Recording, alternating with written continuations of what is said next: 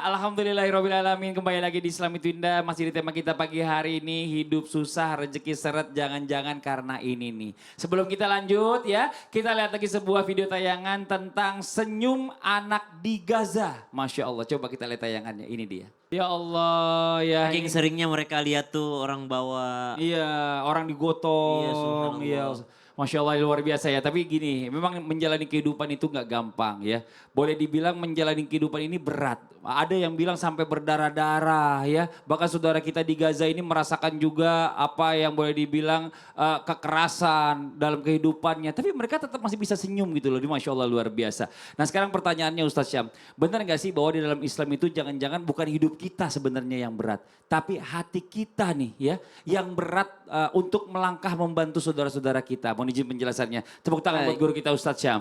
Tapi Ustaz Anada, Ustaz Maulana Mas Fadli serta guru-guru kami doakan Allah Subhanahu wa taala Al-Qur'an surah An-Nahl ayat 125. A'udzu billahi minasy syaithanir rajim.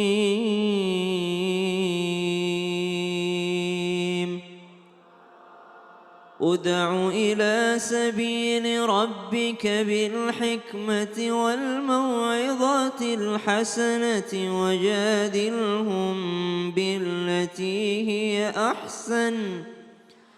Inna rabbaka huwa a'lamu biman dhalla an sabilihi wa huwa a'lamu bil muhtadin.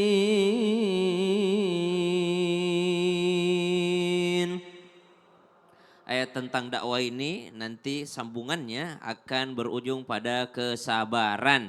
Mesti kita hidup di dunia ini penuh dengan kesabaran. Wasbir nafsak, bersabar. Ya ayyuhalladzina amanu sabiru wasabiru warabitu wattaqullaha la'allakum tuflihun.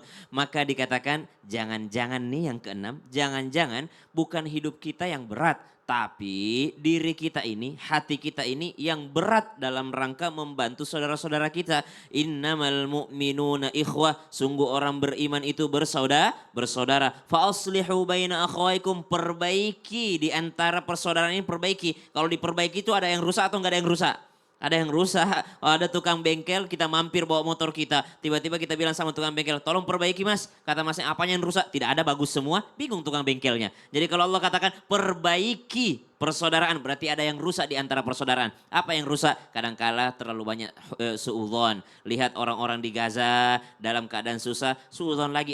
Jangan-jangan ini cuma konspirasi. Jangan-jangan ini cuma ini. Jangan-jangan ini salah mereka sendiri. Kita selalu banyak suudzon. Kemudian kadangkala persaudaraan itu rusak karena apa? Karena adanya ego sendiri, tidak ada rasa syukur dalam diri kita, subhanallah. Makanya kadangkala kalau istri minta renov rumah, kirimin aja video Gaza tuh. Gedung-gedung hancur, tidak jadi dia mau renov rumah itu insya Allah. Selalu lihat ke bawah, kalau urusan dunia lihatlah ke bawah. Tapi kalau urusan akhirat senantiasalah melihat ke atas, subhanallah. Maka ini salah satu yang membuat hati kita legowo, hati kita tenang. Bukan hidup kita yang berat, tapi kita terlalu berat dalam rangka membantu saudara-saudara kita. Ketahuilah, da'u mardakum bis sadaqah.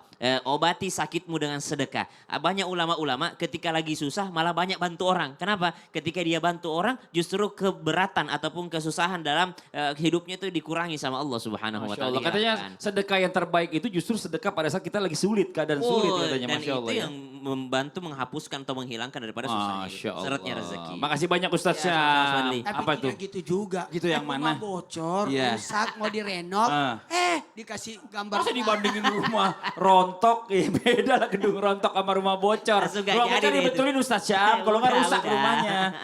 Oke, makasih banyak. Lagi bocor rumah. Nah nih sebelum kita lanjut nih ya. Sebelum kita lanjut nanti kita kasih kesempatan Ustadz Bud bertanya. Ada video tayangan nih tentang gendong ibu saat tawaf. Coba kita lihat tayangannya. Ini dia nih. Masya Allah. Senengnya masih punya Umi. Masya Allah. Saya nangis. Iya berasa ya. Ngomongin ibu tuh pokoknya udah pengen netesin air mata. Saya nangis. Kayaknya bahagia banget gitu loh masih punya orang tua gitu. Kita masuk di segmen. Iya. Ustadz bertanya, kami menjawab. Yang mana yang mau ditanya? Mau tanya. Seandainya ibu yang digendong. Coba ibu sini. Ibu namanya siapa? Perkenalkan dulu. Terima kasih. Assalamualaikum warahmatullahi wabarakatuh. Waalaikumsalam warahmatullahi wabarakatuh. Saya dari nama Ah, Erdani dari Majelis Taklim Asadah Kecamatan Siwalan Kabupaten Pekalongan. Woi dari Pekalongan, Ibu, tepuk tangan dong. Ibu pegang mic-nya 2 tangan. Pegang dua tangan Pegang Bu. dua, Bu. Coba ya. Pegang 2 Mic-nya tangan. pegang 2 tangan. Nah. Supaya gelangnya kelihatan. Oh siapa sih kirain yang apa gitu. Mau nanya apa Ustadz? Saya mau tanya. Salah satu kesusahan hidup adalah ketika menjadi seorang ibu. Apa sih yang membuat seorang ibu itu susah, Bu? Oh, gini Pak Ustadz. Kenapa ibu kayak tangan di belakang kayak orang upacara? Nah tadi Salah lagi.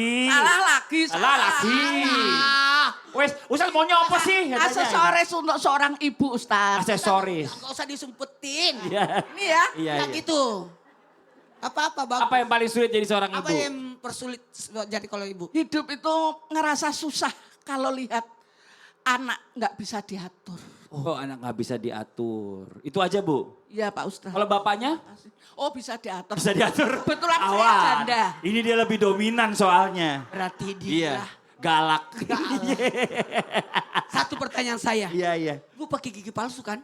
Apa? Gigi palsu kan?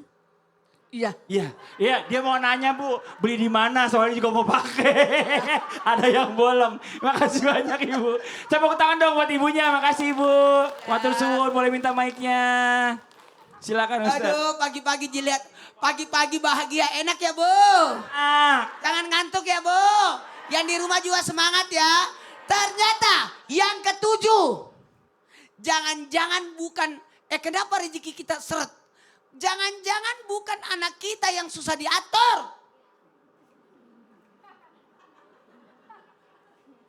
Tapi kita yang menyusahkan orang tua dulu. Sadar gak? Bo, sadar gak? Jangan-jangan kita yang menyusahkan orang tua. Udah punya anak, anaknya dititip sama orang tua. oh, tepuk tangan semua ibu-ibu. Berarti dititipin semua nih cucunya. Ini orang-orang Dititipin cucu. tahu gak yang di rumah? Orang tua disusahkan dengan adanya menjaga cucu. Tidak ada konsep menjaga cucu. Mendidik cucu boleh. Tapi jagain gak boleh. Enak aja. Hidup nenek. Oh. Jangan pernah susahkan orang tua. Susah rezekinya. Bahagiakan orang tua. Maka itu kunci rezeki terbuka. Buat orang tua tersenyum. Maka pintu langit terbuka. Ketika membuat orang tua sedih. Pintu langit tertutup. Ketika menyusahkan orang tua. Kunci rezekimu patah. Ingat. Jangan pelit sama orang tua. Ketika orang pelit memiliki 2 sifat. Apa sifatnya? Sombong dan buruk sangka. Jangan-jangan dia mau ambil uang saya. Ibu saya datang. Bawa kelapa. Nanti minta uang itu pulangnya. Minta ongkos. Kenapa ketawa? Kejadiannya. Kadang-kala begitu. Hai anak-anak. Bahagialah kalau orang tuamu datang dari kampung. Giliran lebaran pada pulang kampung. Gak mau terima tamu di rumahnya ya. Sehingga pulang kampung. Ingat, jangan pernah menyulitkan orang tua. Buat orang tua tersenyum. Buat orang tua bahagia. Kalau bertanya, kenapa rezekiku seret? Mungkin apa yang kau lakukan terhadap orang tuamu. Datangi orang tuamu, minta maaf, bahagiakan orang tuamu. Senangkan orang tuamu, insya Allah rezeki bakal lancar. Amin. Bagaimana kalau orang tua sudah meninggal? Coba ziarah kuburnya. Kenapa urusan saya tidak beres-beres ini? Tidak ada kontrak, aduh gimana sih masalah yang banyak banget. Datang ke kuburan orang tua. Mungkin kita jarang mendoakan. Mungkin mengerasa, ya udah saya cukup mendoakan. Mungkin engkau tidak pernah ke sana. Mungkin orang tua kangen juga ke sana. Masya Allah. Makasih banyak Ustadz Maulana. Tepuk tangan buat Ustadz Maulana. Oke, kita lanjut lagi ya buat jamaah Islam yang di rumah. Sekarang waktu kita memberikan kesempatan kembali kepada jamaah yang ada di studio. Mewakili jamaah yang di rumah untuk bertanya sama guru-guru kita. Tapi sebelumnya kita kembali dulu ke segmen Tanya Dong Ustadz. Kami semua tanya dong Ustadz. Oke, yang mau bertanya boleh silakan angkat tangannya. Yang mana yang duluan? Nah, ini dulu. Yang di tengah boleh silakan Ibu. Bismillahirrahmanirrahim. Assalamualaikum warahmatullahi wabarakatuh. Waalaikumsalam warahmatullahi wabarakatuh. Perkenalkan, nama saya Ibu Ismawati dari Siwalan, Pekalongan, Majelis Talim As-Saadah. Tepuk tangan dong, Masya Allah. Mau tanya dong Mau tanya sama dong? Bu Ustazah Nada. Ustazah Nada. Gak apa-apa, paling gak kan ada yang nganter ya. Mohon maaf Ustaz. Silakan Ibu. Gimana ya Ustazah Nada? Kadang kan ujian seorang istri itu beda-beda ya. Ada yang suaminya keras kepala, ada yang suaminya malas beribadah. Ya. Padahal seorang istri itu sudah menasihatinya Pak Ustadz, Bu Ustazah. Tapi tetap nggak mempan Ustazah. Kalau suaminya ibu, Empat. Alhamdulillah, Alhamdulillah baik. coba siapa suaminya di rumah? Dada. Assalamualaikum warahmatullahi wabarakatuh. Waalaikumsalam. Selamat pagi Bapak Muhyiddin. Terima kasih banyak Ibu ya. Ya, terima kasih Pak. Ya. Assalamualaikum warahmatullahi wabarakatuh. Waalaikumsalam warahmatullahi wabarakatuh. Silakan Ustazah Nada. Terima kasih Ibu Muhyiddin ya, Ibu Muhyiddin. Ya Ibu Muhyiddin. Suaminya kan Pak Muhyiddin Iya, soalnya kan. benar. Masya Allah. Hati, Oh, ada iya, sinetron salah. yang musuhnya namanya Haji Muhyiddin. Baik izin guru-guruku. Bismillah walhamdulillah wassalatu wassalamu ala rasulillah. Jamaah. Yeay. Alhamdulillah. Ini ya diperhatikan yang selanjutnya. Kenapa sih rezeki kita kok kayaknya susah, seret. Nih jangan-jangan yang ke-8 adalah bukan suamimu yang tidak mau nurut. Tapi jangan-jangan memang sifat kita sebagai istri yang tidak taat. Sekali lagi, bukan suamimu yang tidak mau nurut, tapi jangan-jangan memang sifat kita sebagai istri yang tidak taat. Ya, ini subhanallah kita jadikan materi kita pada pagi hari ini bisa kita introspeksi bahwa bagaimana sikap kita sebagai istri kepada suami. Karena layaknya seorang suami, mohon maaf ada sebuah istilah kalau memang kita seorang suami apabila meratukan seorang istri, maka istrinya pun akan menempatkan suami pada tempat yang terbaik. Jadi ada apa namanya ya, ada hal-hal yang bisa mendatangkan kemanfaatan. Dan itu semua izin daripada Allah Subhanahu wa ta'ala. Jadi jamaah sekalian, kalau mengenai masalah taat sama suami, ini sudah menjadi keutamaan. Pernah disabdakan oleh baginda Rasulullah Sallallahu Alaihi Wasallam, pintu surga terbuka lebar-lebar dan bahkan silahkan perempuan, silahkan seorang istri solehah yang taat kepada suami masuk ke surga dari pintu mana yang dia kehendaki. Kata baginda Rasul, iza sholatil mar'ah khamsaha. Ketika seorang perempuan sholat 5 waktu. Yang dibahas bukan sholat sunnah, tapi sholat 5 waktu. Mengerjakan hanya yang wajib saja. Iza sholatil mar'ah khamsaha wa shomat syahroha. Dia bisa puasa di bulan Ramadan. Tidak membahas terkait dengan puasa-puasa sunnahnya. Wa hafizat farjaha, dia menjaga kehormatannya, dia menjaga aib dirinya, menjaga aib keluarganya, dia betul-betul bisa menjaga mohon maaf kemaluannya, menjaga kehormatannya. Dan yang keempat, wa ata'at zaujaha, taat kepada suaminya. Taat kepada suaminya, ya. Kilalaha, akan dikatakan kepada perempuan tersebut, udkhulil jannata min ayyi abwabil jannati syi'ti, masuklah ke dalam surga dari pintu mana yang dikehendaki. Ini subhanallah, itu mudah-mudahan menjadi motivasi kita. Yuk kita hubungan kepada Allah, perkara-perkara yang wajib kita tingkatkan, kita perbaiki, jangan pernah kita berani tinggalkan. Dan kemudian kepada orang tua, tadi sudah disampaikan oleh guru kita Ustadz Maulana, jadilah anak yang berbakti. Dan jangan lupa kita pun peran kita sebagai istri di rumah harus bisa taat kepada suami. Subhanallah, insya Allah rezekinya lancar. Kemudian juga apa yang kita sampaikan, apa yang kita harapkan, insya Allah Allah akan gerakkan hati suami kita sehingga suami mau mendengar masukan-masukan positif dari kita. Jadi kalau memang kita memberikan masukan, kemudian kita memberikan nasihat, memberikan hal-hal baik ya. Kemudian kok kayaknya susah ya didengerinnya. Kenapa suami tuh kayaknya masuk kanan keluar kuping kiri. Coba deh bagaimana diri kita. Makanya pantas kata baginda Rasulullah SAW, ibda binafsik, mulailah dari dirimu sendiri. Mulailah hal-hal baik dari dirimu sendiri. Kalau kita mencoba memantaskan sebagai wanita solehah. Kalau kita mencoba memantaskan jadi perempuan yang patut dibanggakan oleh suami kita. Kelak nanti Allah akan memantaskan suami kita menjadi pemimpin, menjadi imam, menjadi suami yang soleh. Jadi mulai dari kita dulu, taat kepada suami, berusaha menjadi istri yang terbaik. Insya Allah Allah gerakkan suami kita. Menjadi Masya suami yang Allah. menjadi imam yang luar biasa. Jadi nggak melulu nyalain suami Nah, mulu. betul. Kadang-kadang perlulah muhasabah diri. Ya. Sebagai istri juga kenapa ada mungkin salahnya apa. Apakah kurang melayani suami. Ya, betul. Suami sering dicuekin. Kasihan juga suaminya. Iya, atau ngomongnya terlalu keras misalnya volumenya. Mungkin. Nah, makasih banyak Ustazah Sama-sama. Nada udah mengingatkan. Tepuk tangan sekali lagi buat guru kita Ustazah Nada. Satu orang lagi oke boleh yang mau bertanya silakan angkat tangannya. Dari sini dong yang di atas. Wah biar kebagian. Silakan Ibu. Assalamualaikum warahmatullahi wabarakatuh. Waalaikumsalam warahmatullahi wabarakatuh. Perkenalkan, nama saya Ibu Irianti dari Majelis Taklim As-Saadah, Kecamatan Siwalen, Kabupaten Pekalongan. Tepuk tangan buat Ibu Irianti. Silakan Ibu pertanyaannya. Mau bertanya kepada Ustadz Sam, Boleh. Ibu. salah satu ujian yang berat adalah hutang. Padahal kita sudah berusaha untuk melunasinya, ya. Tetapi kok malah kadang nambah. Nah, itu Gak lunas nambah ya Bu ya? malah nambah. Gali lubang tutup. Datang aja lagi nih, nggak diundang.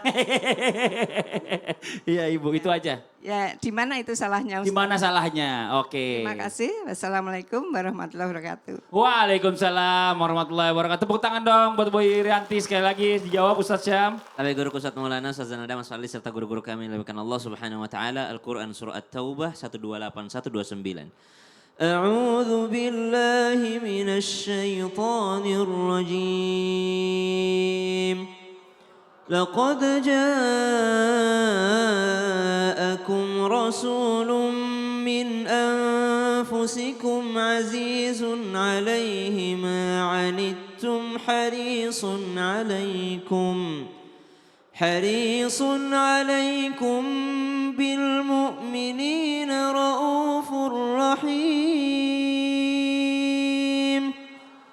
فإن تولوا فقل حسبي الله لا إله إلا هو عليه توكلت وهو رب العرش العظيم.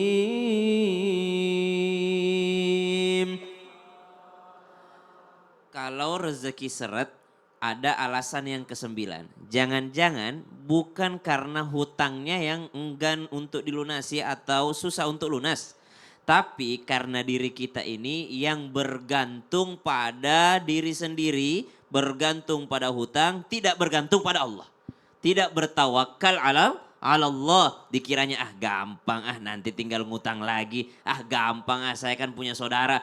Gampang, saya kan punya usaha ini. Bukan hanya bergantung pada hutang, tapi bergantung pada diri sendiri. Itu adalah sesuatu yang membuat rezeki kita seret. Siapa yang memampukan kita melihat ini? Allah. Siapa yang memampukan kita bekerja? Allah Subhanahu wa taala. Banyak orang pekerjaannya banyak tapi rezekinya kurang. Ada orang yang kelihatan subhanallah. Kita lihat tidak jauh-jauh orang tua kita. Dia berangkat daripada tempat kerjanya ke ladangnya. Nanti setelah duha pulang ke rumah sebelum daripada sholat maghrib mereka siap-siap dulu. Sholat maghrib berjamaah di masjid. Sekarang kita mungkin berangkat sebelum matahari terbit. Pulang sudah terbenam matahari. Tapi kayaknya orang tua kita masih jauh lebih banyak daripada penghasilannya dibandingkan kita. Kenapa? Karena subhanallah keberkahan. Mengandalkan Allah Subhanahu wa ta'ala. Jadi kalau berbicara tentang hutang piutang ada adab-adabnya. Kalau memang belum bisa melunasi ada pembicaraan. Saya minta waktu tambahan. Ini yang kadang-kala kita lupa nih. Orang belum bisa bayar hutang bukan membicarakan saya belum bisa bayar. Malah keluar jalan-jalan di luar negeri, jalan-jalan keluar kota pasang story. Gimana orang yang nggak ngutangin sakit hati, subhanallah. Maka ada pembicaraan, berarti mengandalkan Allah subhanahu wa ta'ala di setiap rezekinya. Allah subhanahu wa ta'ala berfirman, wa alaysa lil insani illa ma sa'a, dan manusia tidak diberi kecuali sesuai dengan usahanya. Maka ada ikhtiarnya. Apakah hutang piutang dilarang? Hutang piutang diperbolehkan dalam Islam. Bahkan Nabi SAW, manusia yang paling mulia, pernah mempraktekkannya. Cuma ultimatumnya sangat berat. Nabi SAW mengingatkan kepada kita, siapa yang sengaja tidak membayar hutang, maka dibangkitkan sebagai pencuri. Siapa yang dalam niatnya ketika berhutang, nggak usah dibayar, dia kan orang kaya. Dia adalah seorang pencuri, bukan dia orang berhutang, tapi dihitungnya sebagai seorang pencuri dan dihukum oleh Allah Subhanahu wa taala. Maka jika rezeki seret, jangan-jangan bukan karena hutang piutangnya, tapi karena dia tidak bertawakal ala Allah. Dia bertawakalnya kepada hutang, dia bertawakalnya kepada materi, dia bertawakalnya kepada bansos.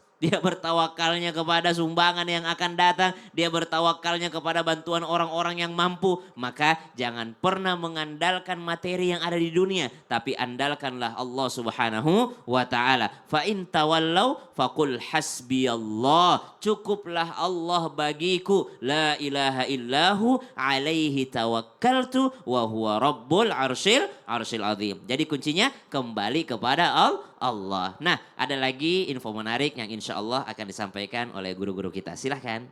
Terima kasih banyak, Masya Allah. Assalamualaikum Ibu Nani. Waalaikumsalam, Mas. Kenapa Ibu Nani kok mukanya sedih banget? Kemarin suami saya lupa anniversary. Oh. Udah pelupa sekarang, Mas. Gitu. Matanya juga udah susah baca koran. Baca di HP layarnya terang banget. Sama berat badannya nambah terus. Oh alah. Kalau sudah usia lanjut, memang biasanya fungsi tubuh sudah tidak sebaik saat muda Ibu. Tapi tenang aja. Nah, kan ada Renovit Gold solusinya.